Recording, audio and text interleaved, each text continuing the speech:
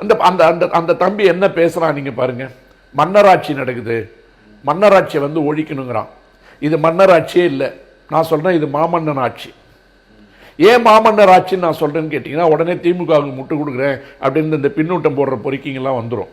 ஒரு சாதாரண எளிய குடும்பத்தில் பிறந்த ஒரு தலைவனை, அந்த தலைவனையுடைய அவர் பிறந்த ஜாதியை வைத்தே இன்றைய தேதி வரையில் கொச்சைப்படுத்தி கொண்டிருக்கின்ற ஒரு சமூகத்தில் சின்னஞ்சிறு வயதிலிருந்து உழைத்து உழைத்து மேலே வந்து முதல்வராகி இருக்கின்ற ஒருவனை இந்த தமிழகம் என்ன சொன்னிச்சு? முக்கியமான கட்சியெல்லாம் சொன்னோம், நாங்கள் எல்லா கட்டமும் பார்த்துட்டோம், அந்த ஜாதகத்தில் வந்து அவர் முதல்வரே ஆக முடியாதுன்னா அதையெல்லாம் உடைச்சிக்கிட்டு முதல்வராக வந்தது மட்டும் இல்லாமல் இந்தியா கூட்டணி என்று இருக்கின்ற இடத்தில் ரெண்டு பேர் தான் அந்த நேர்கோட்டில் வந்து பயணிச்சிட்டு இருக்காங்க. ஒன்று ஸ்டாலின், இன்னொன்று திருமாவளவன்.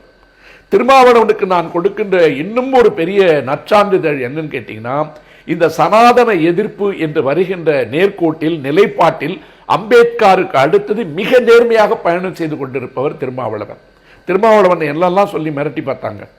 சனாதனத்தை பற்றி ஒவ்வொரு முறை திருமாவளவன் பேசுகின்ற பொழுதும் சனாதனம் எப்படி ஏமாற்றிக் கொண்டிருக்கிறது, மனு தர்மத்தின் பேரால் என்னவெல்லாம் நடக்கிறது என்று திருமாவளவன் பேசிய போது திருமாவளவனை கொச்சைப்படுத்தியவர்கள் எவ்வளவு பேர்? அந்த கொச்சப்படுத்திய கும்பல் வந்து எங்க இருக்கின்றது வந்து அந்த தம்பிக்கு தெரியணும். அதை விட்டு நாட்டில் நல்ல சாமியார் இருக்காங்க, கெட்ட சாமியார் இருக்காங்க, நல்ல சாமியார் காஞ்சிபுரத்தில் இருக்காங்க, நீங்க கண்டுபிடிச்ச மாதிரி சொல்றான். காஞ்சிபுரத்தில் இருக்கின்ற சாமியார்கள் என்னெல்லாம் செய்வாங்கன்றது வந்து நான் ரொம்ப சின்ன வயசுலேயே பதிவு பண்ணியிருக்கேன்.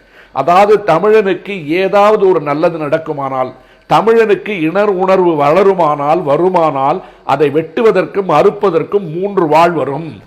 ஒன்று பெரிய வாள், இன்னொன்று நடுவாள், இன்னொன்று சிறிய வாள்.